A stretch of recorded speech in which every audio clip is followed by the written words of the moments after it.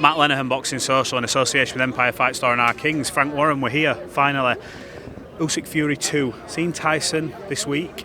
Seems a different demeanour. It reminds me of the Klitschko fight or Wilder 1, the big beard, Viking. Mention how locked away he's been. Do you get them vibes from him? He's took this so serious, hasn't he? He's a man on a mission, there's no doubt about that. He knows what he's got in front of him. He's shared 12 hard-fought rounds with Usyk. They both know their strengths and weaknesses, and Tyson's been working so hard, I can't tell you. And it seems like he's also always had a winner's mindset, but it seems to me he's got a different mindset in as much that he's keeping himself to himself, he's not spending time with people, not speaking to people. All he's focusing on is this fight. You've worked with him for a long time. You know, you've guided this comeback, and it's been one of the best stories in boxing. I heard him say this week, look, nothing will compare from coming back to mental health. It's just a boxing match. But what have the key differences been that you've seen from him in this build-up? Because there's definitely change. There is, and I agree though what he said. Nothing can. What he came back from, suicidal thoughts, the weight, the boozing, and other substance abuse. It's been amazing what he's done, and that in itself is climbing a mountain.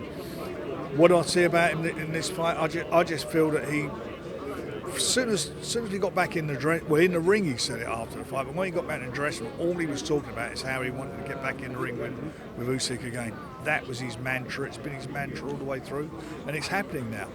And that was a tough fight for both of them. You know, it's a fag paper decision, a split decision.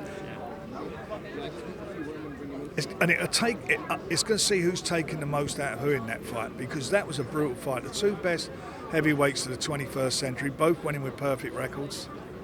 And I just got this real feeling, because of how much they've shared in those 12 rounds, I just feel this is going to be something extra special. I think it's going to be a very explosive fight. Oh, are you expecting this to catch fire quicker than the last one then? Yeah, and it caught fire very quickly in the first round. I mean, Usyk came out, didn't he? And I think Usyk will do that again. I can't see him trying to back off Tyson, and I can't see Tyson backing off him now. So it's going to be a battle of who can control the centre of the ring and establish their superiority just in the very, very early stages of the fight. Where does this rank when you look at all the achievements? I'm not talking outside the ring, but in the ring for him. Where does this go when your Klitschko's, your Wilders? Because he's dealt with everything, but he's never dealt with professional defeat. It's as a competitor, you can see it in him. It's different. It sits differently. You can almost accept the draw against Wilder, knowing that the majority of the world was adamant you won that fight. But this one, his hand didn't get raised, and Usyk's did in front of him. I hear what you're saying. Where does it look? For me, he's been the most dominant heavyweight of the 21st century. There's no doubt about that. And Usyk, a lot of, I would say, some journalists who had an agenda against him, not so many boxing writers, but some of the feature writers, they've proclaimed now that Usyk, maybe rightly so, I don't know, that he's the best heavyweight of the 21st century. He should be up there with all the big names, as Tyson should anyway. He's a two-time world champion. They've said that he's best, and I'm pleased they've said that after the fight, because if Tyson wins, it goes without saying, he's the man. Last couple from me. I've just read that apparently there's going to be an AI robot judging the fight. Will it have any impact on the fight?